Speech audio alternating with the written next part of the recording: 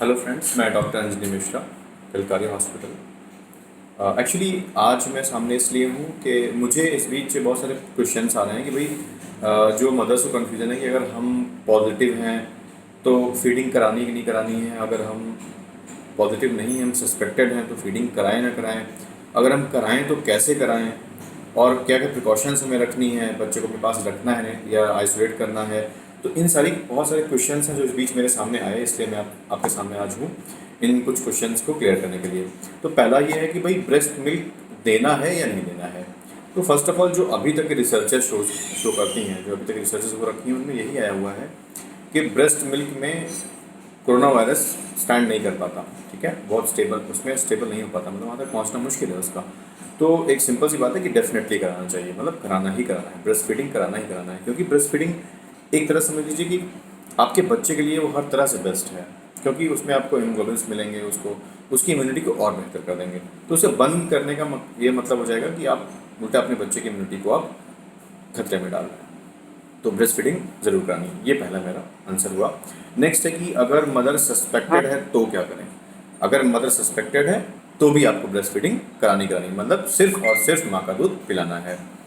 अगर mother positive है तो क्या करें। अगर मदर पॉजिटिव है फिर भी आपको फीडिंग कराना ही कराना है, ठीक है, क्योंकि अगर आप फीडिंग नहीं कराएंगे तो आप बच्चे को और दिक्कतों में डाल सकते हैं, मतलब बच्चे को और तरह की दिक्कतें हो सकती हैं। इसलिए बेहतर होगा कि आप इसको आप फीडिंग कराते रहिए।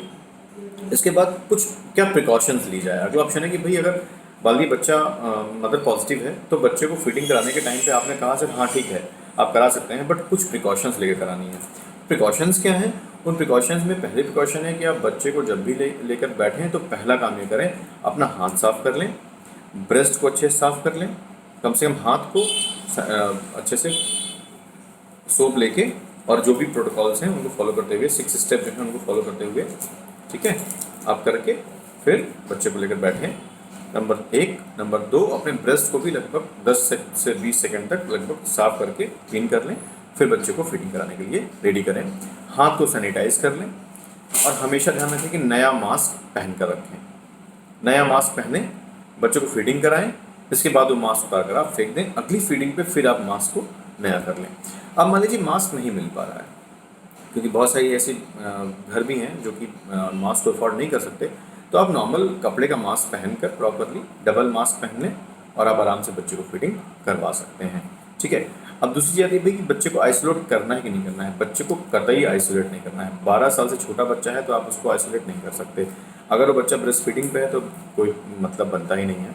अगर उससे ऊपर बड़ा भी है बच्चा तो बस आप प्रिकॉशन रखें, अपने साथ रखें, आप खुद सेफ रहें। अगर बच्चा पॉजिटिव है तो उसको भी आपको ही ख्याल रखना पड़ेगा, क्योंकि बच्चा छोटा है, वो कुछ अपने लिए कर नहीं पाएगा, तो आपको ख्याल खुद ही रखना है। 12 साल से बड़ा बच्चा है तो उसको आप किसी कमरे में आइसोलेट कर सकते हैं और उसको एडल्ट तरह के आपसे ट्रीटमेंट दे सकते हैं।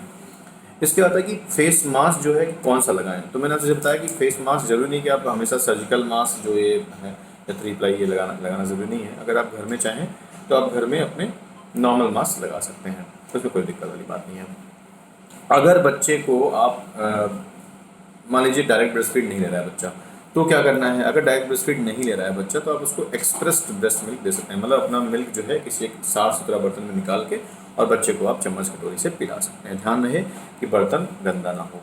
इसके बाद दूसरा है कि डॉक्टर की सलाह कैसे, मतलब किस टाइम पे लेनी है। अब देखिए, कभी भी ऐसे बच्चों को 6 महीने छोटा बच्चा है, डायरेक्ट ब्रेस्ट फीड पे है, एक्सक्लूसिव ब्रेस्ट फीड बच्चा अगर है और बच्चे को बुखार आ रहा है या बच्चा बहुत ज़्यादा सुस्त है या बच्चा बहुत क्रैंकी है या उसकी सांस तेज चल रही है, ये कोई भी दिक्कत होने पर आप तुरंत अपने बाल विशेषज्ञ या फिर अपने किसी जो भी डॉक्टर को आप दिखाते हैं उनकी सलाह अवश्य ले लें। उससे ऊपर बच्चा है, उसके लिए भी बुखार आ रहा है या फिर सर्दी है, खांसी है, गले में खराश आ रही है, बुखार को 5 दिन हो चुके हैं, और इसके बाद मान लीजिए कि बच्चे को लूज मोशंस हो रहे हैं, डायरिया हो रहा है, रैशेज आ रहे हैं बॉडी पर, या आँख में कंजक्टिवाइटिस जैसा लग रहा है, आँख में लालपन ऐसा कुछ आ रहा है, ऐसा कुछ भी कैरेक्टर हो तो आप तुरंत उसको अपने डॉक्टर की सलाह ज़रूर ले लें।